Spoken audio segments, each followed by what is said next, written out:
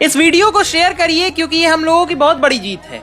क्योंकि women reservation bill के नाम पे भारत में सांसदों की संख्या 850 करने का सरकार का षड्यंत्र खुले तौर पे लोकसभा में बिल के स्वरूप गिर गया है। मौजूदा सरकार के पास जरूरत के हिसाब से 2/3 बहुमत सदन में नहीं था। सिर्फ 298 वोट सरकार के पक्ष में और 230 वोट सरकार के विपक्ष में पड़े। सरकार एक साजिश के तहत सांसदों की संख्या 850 करना चाहती, जो साफ दर्शाता है कि सरकार का कहीं से भी मंशा महिलाओं को आरक्षण देना नहीं था। अगर वास्तव में, पहले तो मैं आरक्षण का कोई समर्थक नहीं हूं, लेकिन अगर आरक्षण महिलाओं को आप देना ही चाहते थे तो फिर 543 सीटों में दीजिए। भाई, आप चपरासी से लेके यूपीएससी तक बहाली निकालते हैं तो 100 सीटों को 150 सीट करके आरक्षण थोड़ी देते हैं। अगर आपने ऐसा किया होता तो हम लोग आपका समर्थन करते, लेकिन आप तो यहाँ पे अपना जब जरूरत आया तो 543 से सीट बढ़ा करके 1.5 गुना कर दिए कि आरक्षण हम दे रहे हैं लेकिन नई सीटों पे। काहे भाई? दूसरा सवाल ये था कि आपने कहा कि हम 2011 का जनगणना को मानेंगे। 2011 का जनगणना क्यों मारेंगे?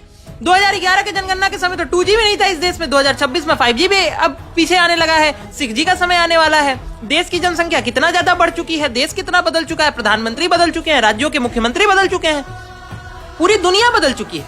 क्या बात करते हैं आप? 2011 की जनगणना की बात कर रहे हैं, 2026 में फिर इस देश में जनगणना कराने का मतलब क्या रह जाता है?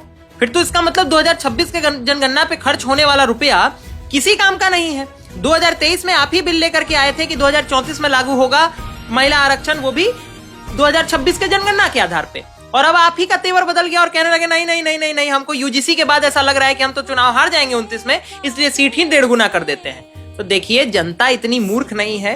जनता ने इसीलिए आपको 240 सीटें दी थी क्योंकि आपकी मंशा जो है बदले बदले से मेरे सरकार नजर आने लगे थे। और अब भी जो हुआ है वो बिल्कुल सही हुआ है क्योंकि आपकी मंशा गलत थी। अगर आपने महिला आरक्षण देने के लिए किया होता ना तो मुझे ऐसा लगता है कि देश का विपक्ष आपका समर्थन करता। वैसे तो विपक्ष से ज्यादा उम्मीद है नहीं हम लोगों को, तो गई गुजरी ही है, लेकिन फिर भी करता क्योंकि उस सबका राजनीति केवल और केवल आरक्षण पे टिका हुआ है। लेकिन आप जो किए वो बहुत बड़ा षड्यंत्र था कि अपना सेफ सीट कर लेते हैं कि जिंदगी में कभी चुनाव हारेंगे ही नहीं। तो भैया, देश इतना मूर्ख नहीं है, यहाँ पे मूर्ख भी जो है वो आपसे ज्यादा चालाक है। शेयर करिए और अपनी राय बताइए कमेंट में कि आपको कैसा लगा ये सुनने के बाद, और फॉलो करिए इसी तरह के वीडियोस के लिए। जय हिंद, जय भारत, वंदे मातरम।